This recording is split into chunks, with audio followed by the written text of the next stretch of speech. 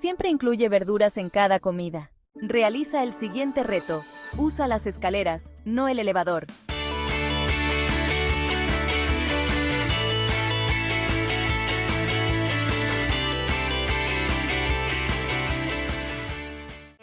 Hoy se enciende la chispa en tu mirar con cada paso. ¿Qué entendemos etimológicamente con la palabra lógica? Proviene del griego antiguo lógica, que significa palabra dotada de razón, y esta, a su vez, viene del logos, que significa palabra, pensamiento, idea, argumento, razón o principio. En el lenguaje cotidiano, expresiones como lógica o pensamiento lógico hacen referencia a contenidos de afirmación coherentes, ya sea con respecto a un contexto discursivo o científico o por una tradición cultural. Del mismo modo, existe el concepto sociológico y cultural de lógica, por ejemplo, la lógica de las mujeres, lógica deportiva, etc., que, en general, podríamos considerar como lógica cotidiana, también conocida como lógica del sentido común. En la cultura griega se produce una escisión en los siglos V y VI a.C.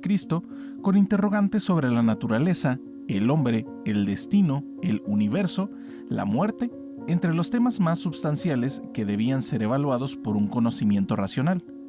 Los filósofos presocráticos fueron los pioneros en abrir una brecha entre mito y filosofía.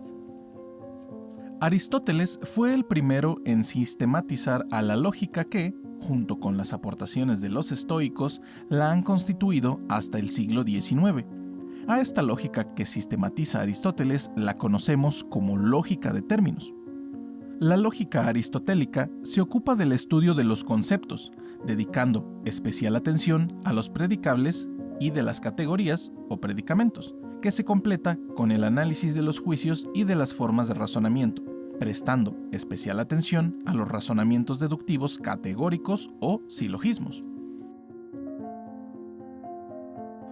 Aristóteles parte del principio de que los conceptos son actos mentales que expresamos mediante el lenguaje.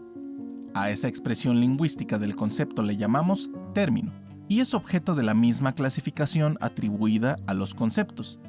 Los términos pueden ser unívocos, equívocos y análogos. Son unívocos los términos que remiten a un solo concepto y se aplican siempre con el mismo sentido o significado. Equívocos son los términos con los que podemos expresar distintos conceptos, aplicándose en cada caso con un sentido distinto. León tiene una catedral. El león es el rey de la selva. El término que expresa conceptos diferentes pero que tienen un fondo común se llama análogo. Juan está sano. Este clima es sano.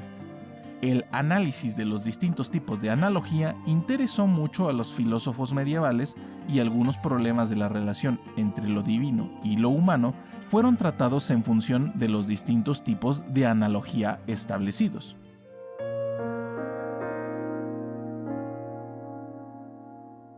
Para Aristóteles, la piedra angular del conocimiento es la experiencia, y dicha información nos llega por los sentidos. Información que, más tarde, nuestra razón se encarga de abstraer y analizar. Se trata, por tanto, de un aprendizaje inductivo. Mediante la observación de reglas particulares podemos llegar a tener una premisa universal, y su característica primordial es ser probable. La serie de textos escritos por Aristóteles y que Andrónico de Rodas compiló se le denomina Organon, que es un conjunto de libros que constituyen la primera investigación sistemática acerca de los principios que ha de tener un razonamiento para ser válido y correcto, y su impacto será vital para la historia del pensamiento.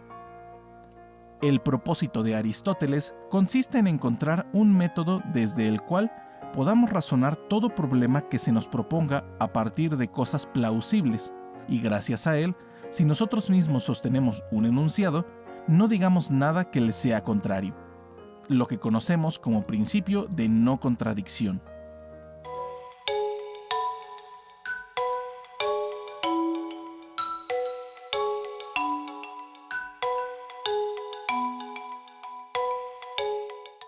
Así pues, hay que decir primero qué es un razonamiento y cuáles sus diferencias.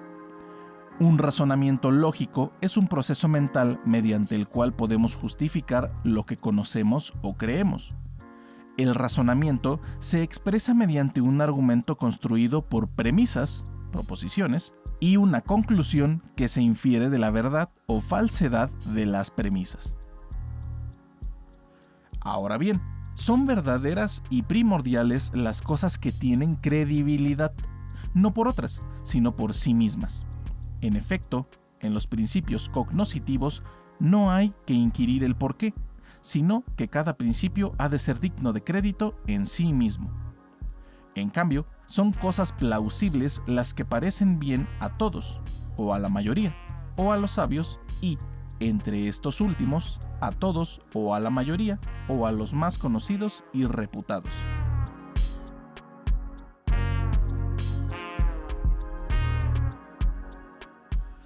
Pero recordemos que, evolutivamente, la racionalidad humana surgió a partir de un conjunto de mecanismos biológicos y sociales, que permitieron conductas más complejas basadas en la percepción, la memoria y el procesado eficiente de nueva información con el fin de favorecer la supervivencia de los individuos. En el caso de los seres humanos, la sociabilidad y la tendencia de la especie a formar grupos de individuos emparentados entre sí y que son capaces de reconocer a sus parientes y formar alianzas, llevó al desarrollo de capacidades sociales específicas, que facilitarían el desarrollo del lenguaje humano y, por tanto, de una racionalidad discursiva, y la capacidad de transmitir comportamientos complejos a las nuevas generaciones. La racionalidad puede aplicarse a nuestras expectativas, evaluaciones y a nuestras acciones.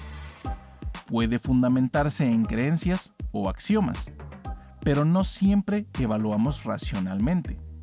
Dado que la parte racional depende de la educación recibida, la forma de educar limita en mayor o menor medida el marco de posibilidades a las cuales poder acudir como parte de las soluciones.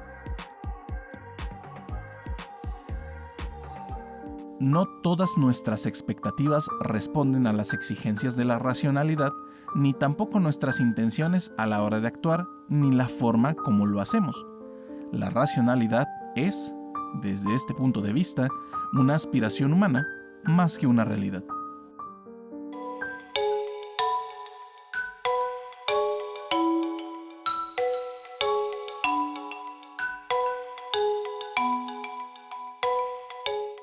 Ideas que vuelan como el viento sin final, revolucionando conciencias, todo puede empezar.